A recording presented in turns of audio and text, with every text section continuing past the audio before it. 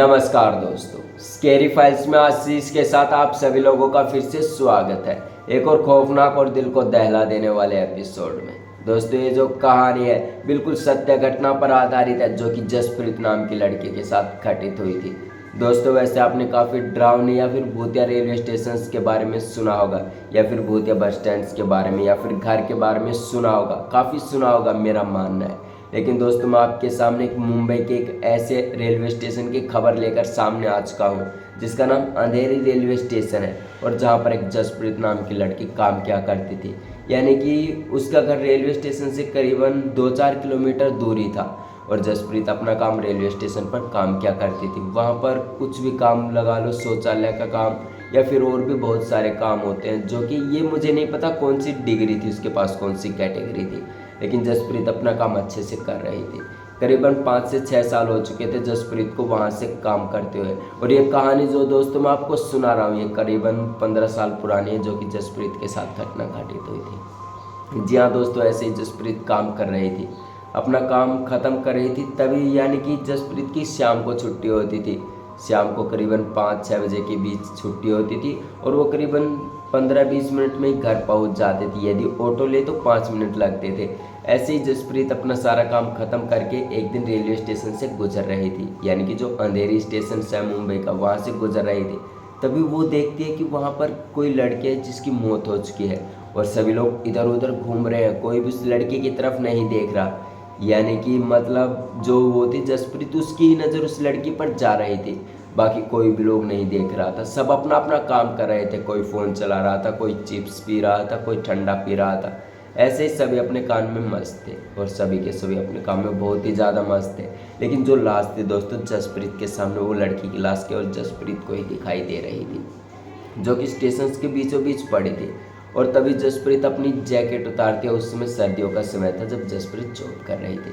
अपनी शर्ट जो भी है दोस्तों जर्सी उतारती है, और वो जहाँ पर वो लाश पड़ी हुई थी उस लड़की की, जो कि 2-4 साल की होगी, उसके ऊपर रख देती है, यानी कि कोई इधर उधर ना देखे और ज़्यादा बास भी ना आए। और जाते जाते जसप्रीत ने रेलवे स्टेशन यानी जो एम्बुलेंस होती है रेलवे स्टेशन की, या फिर कोई भी एम्बुलेंस लगा लो, उनके पास फ़ोन कर दिया था जसप्रीत ने, ताकि इसकी बॉडी को यहाँ से ले जाया जा सके। जसप्रीत अपने घर पहुंच जाती है। करीबन 5-6 दिन गुजरते हैं, जसप्रीत अपने काम में फिर से लग जाती है। लेकिन जब 7वां-8वां दिन आता है और जसप्रीत अपने घर रहती है, तभी रात के करीबन 11 बजे का आसपास का समय था। जसप्रीत के गेट को कोई खुड़खुड़ाता है, यानी नोक नोक करता है। जसप्रीत बाहर निकल कर देखती है, लेकिन बाहर कोई भी नहीं था। जसप्रीत सोचती है वैसे ही कोई मजाक कर रहा होगा, लेकिन ये मजाक करने का भी कोई समय नहीं था। फिर रात को थोड़ी देर बाद, कम से कम आधे पौन घंटे बाद, 1 बजे के बाद करीब फिर से आवाज़ आती है, नोक नोक, यानी कि कोई दरवाज़ा खटखटा रहा हो। जसप्रीत को अब थोड़ा सा महसूस होने लगा था कि शायद कोई उसे देख रहा है, या फिर कोई महसूस कर रहा है। जसप्रीत अब के बाद गेट के पास जाती है और उस गेट को खोलती है। और जसप्रीत जैसे ही गेट को खोलती है, उसके सामने वही लड़की जिसकी लाश पर उसने वो जर्सी ढकी थी, वो लड़की वहीं पर मतलब अजीब सी भाषा में बात कर रही थी। यानी कि जसप्रीत को भी कुछ समझ नहीं आ रहा था, और जसप्रीत डर भी गई थी। जसप्रीत को काफ़ी डर भी लगने लगा था, और वो जो लड़की थी उसी के सामने बात कर रही थी। मतलब अजीब सी वो लड़की थी, और मतलब अजीब ही भाषा थी, जो कि जसप्रीत के कुछ समझ भी नहीं आ रहे थे। जसप्रीत काफ़ी डर गई थी, और जसप्रीत झटके से अपना गेट बंद कर देती है और अपने घर के अंदर चली जाती है। और सब कुछ मतलब जसप्रीत अगले दिन सुबह उठती है और देखती है बाहर कुछ भी नहीं था। जसप्रीत फिर से अपने काम पर चली जाती है, और वहाँ पर फिर से अपना काम ख़त्म करके रात को करीबन फिर से 7:30 या 8 बजे के करीब वापस घर आती है। और रात के करीबन 10-11 बजे बाद फिर उसके साथ वही हरकत होती है, जैसे कोई दरवाजे को नोक नोक कर रहा है, कोई उसे बुला रहा है। जसप्रीत काफ़ी डर जाती है, और जसप्रीत जो है दोस्तों अपने मम्मी पापा को फ़ोन कर देती है, जो कि मतलब दिल्ली से बाहर कहीं दूसरे देश में रह रहे थे। अब दूसरा देश कोई भी लगा लो दोस्तों, जैसे ऑस्ट्रेलिया हो गया, या फिर दिल्ली से बाहर ही थे, मतलब कि कम से कम 200-500 किलोमीटर ही दूर थे, इतना आप लगा सकते हो। और जसप्रीत ऐसे ही कर रही थी, उसने अपने मम्मी पापा को फ़ोन भी कर दिया था, और उसके जो मम्मी पापा दोस्तों लंदन से वापस घर भी आ गए थे, और उन्होंने जसप्रीत से बात की कि ऐसा क्या हुआ कि तुम ऐसा कर रहे हो। जसप्रीत ने सारी घटना बताई कि ऐसे ऐसे रेलवे स्टेशन पर किसी की मौत हो गई थी, और मैंने वहाँ पर अपनी जर्सी यानी जो सर्दियों में कोट वोट पहनते हैं वो उस पर ढक दिया था। ताकि उसमें से बदबू ना आए, और एम्बुलेंस को भी फ़ोन कर दिया था।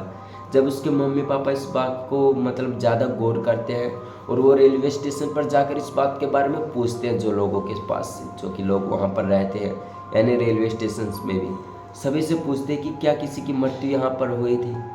तभी वहाँ पर रेलवे स्टेशन पर जो भी रहते थे, स्टेशन मास्टर, जो भी लोग आना जाना करते थे स्टेशन से आसपास से, सभी से उन्होंने पूछा।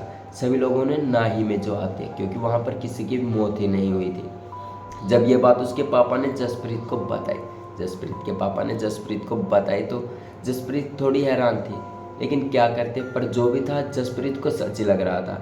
उसके मम्मी पापा, जो जसप्रीत के मम्मी पापा दोस्तों, काफ़ी हैरान थे, और वो वापस स्टेशन पर अगले दिन फिर जाते हैं, फिर पूछताछ करते हैं। वहाँ पर लगभग कोई कर्मचारी था जो यानी कि सफाई का काम करता था।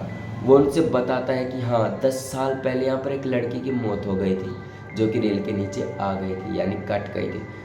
तो उसे जब वो 2 ही 4 साल की थी, और उसके मम्मी पापा भी उसे वहाँ पर छोड़कर चले गए थे। ऐसा कर्मचारी जो जसप्रीत के मम्मी पापा उनसे बताते हैं, और ऐसा ही कुछ हुआ था। तो जसप्रीत के मम्मी पापा इतना ही बताते हैं, वो कर्मचारी इतना ही बताता है उनके मम्मी पापा को, और उनके मम्मी पापा भी कहते हैं कि ठीक है। फिर कर्मचारी एक और बात याद दिलाता है कि जो भी वो लड़की को मतलब ज़्यादा याद करता है, उसकी तरफ ध्यान देता है, यानी कि उसको कुछ देख रहा है, कोई आकर्षित होता है, यानी कोई तकलीफ़ में उसे देखता है, तो उसके पीछे पीछे उसके घर तक चली जाती है। ये बात उसके मम्मी पापा सुनकर काफ़ी हैरान हो जाते हैं, और जल्द ही घर पहुंच जाते हैं, और जसप्रीत को ये सारी बातें बताते हैं कि क्यों वो लड़की तुम्हारे पीछे पीछे आई थी और ऐसा क्या हुआ था।